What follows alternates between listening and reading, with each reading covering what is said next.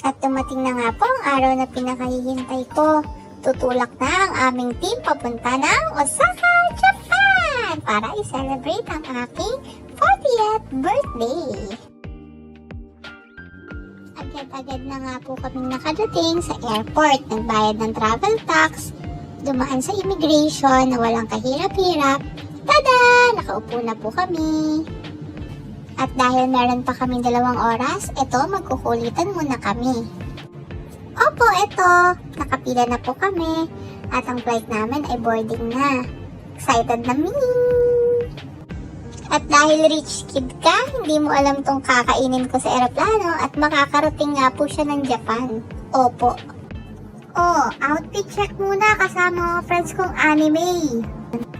30 minutes ang biyahe from the airport. Kaya, kumari sweet muna kami dito. After kong maborlogs, nandito na pala kami sa station. And welcome to Shin Osaka!